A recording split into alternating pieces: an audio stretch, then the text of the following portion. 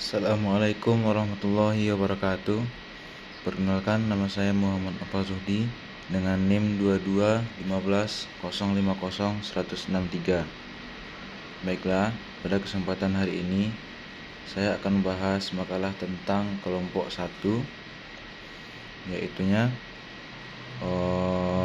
tentang tafsir Al-Manar karya Muhammad Abduh dan Muhammad Rashid Ridho. Di sini latar belakangnya, tafsir Al-Manar merupakan salah satu karya tafsir modern yang lahir dari semangat perubahan Islam di akhir abad ke-19. Tafsir ini berakar dari gagasan Muhammad Abduh dan muridnya, Muhammad Rashid Ridho, yang sebelumnya juga banyak dipengaruhi oleh pemikiran Jamaluddin Al-Afghani. Ketiga tokoh ini memberi sumbangan besar dalam melahirkan corak tafsir adabi ijtimai.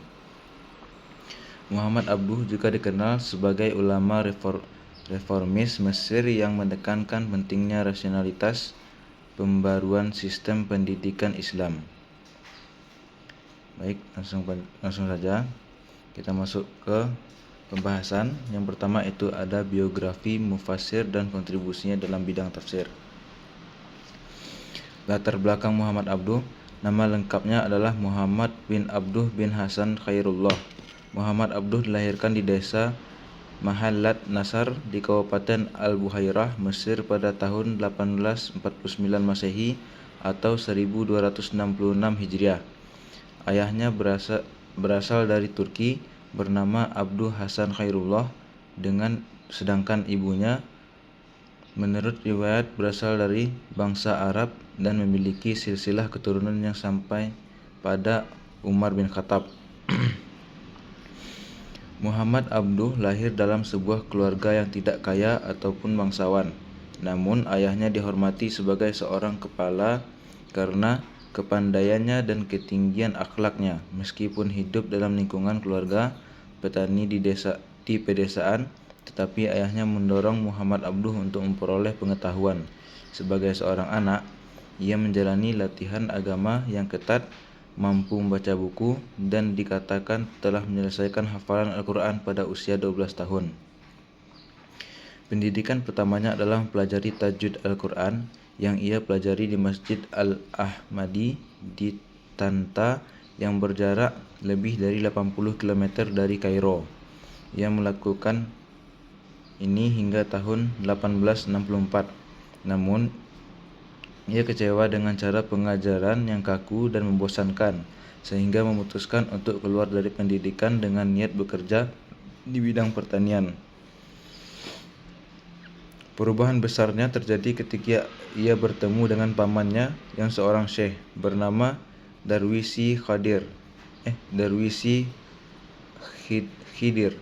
Saat itulah pamannya mendorongnya untuk mengejar pengetahuan dan berkembang dari seorang pembaca biasa menjadi individu yang cerdas. Syekh Darwisi ialah seorang alim dalam ilmu Al-Quran dan pengetahuan paham tasawuf.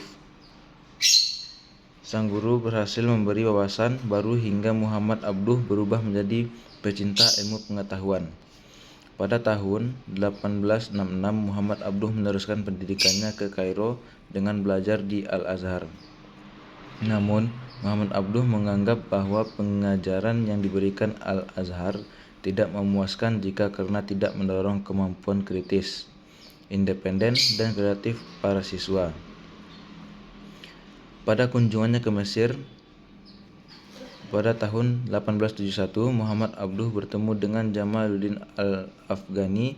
Hubungan Al-Afghani dan Muhammad Abduh semakin erat karena dia sering menghadiri pertemuan ilmiah. Kontribusi Muhammad Abduh dalam aspek tafsir tampak dalam karyanya bersama Rashid Ridho, yaitu Tafsir Al-Manar. Tafsir ini bersifat rasional dan reformatis, menekankan signifikan akal dan ijtihad dalam memahami Al-Quran.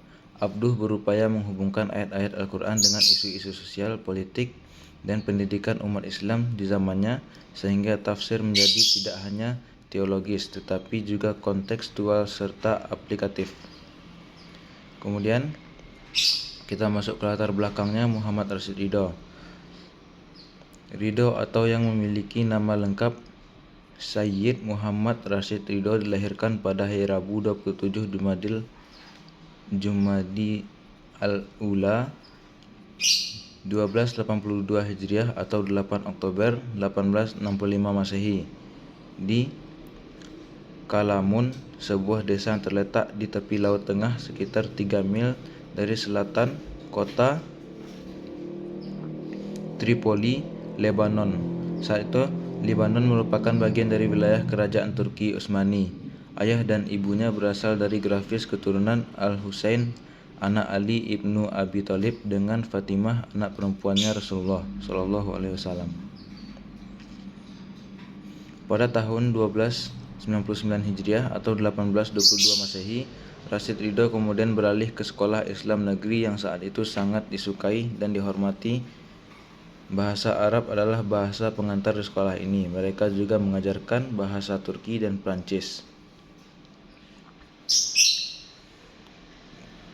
Kemudian, latar belakang penamaan kitab Tafsir Al-Manar. Tafsir Al-Manar ialah salah satu karya tafsir modern yang lahir dari semangat pembaruan pemikiran Islam pada akhir abad ke-19. Pada dasarnya, Tafsir Al-Manar merupakan hasil pemikiran 3 tokoh besar Islam, yaitu Sayyid Jamal al-Din al-Afghani, Syekh Muhammad Abduh, dan Syekh Muhammad Rashid Ridho. Terus ciri khas Tafsir Al-Manar. Ciri khasnya memiliki sejumlah ciri khas yang membedakan dari karya tafsir lainnya. Pertama, coraknya berciri adabi ijtimai atau sosial kemasyarakatan yang menitik beratkan kepada keindahan bahasa Al-Quran sekaligus pesan-pesan praktisnya bagi kehidupan. Kemudian metode tafsirnya itu menggunakan metode tahlili. Dalam metode ini, Rashid Ridho menafsirkan ayat-ayat Al-Quran secara berurutan sesuai dari Mushaf Utsmani, lalu menguraikan kandungannya setiap ayat dengan memperhatikan sebagai aspek seperti makna, lafaz, hubungan antara ayat dan surat, asbabun nuzul, serta pendapat mufassir terdahulu. Baik, sekian yang dapat saya paparkan dari makalah kelompok 1 ini. Wabillahi taufiq wal hidayah. Assalamualaikum warahmatullahi wabarakatuh.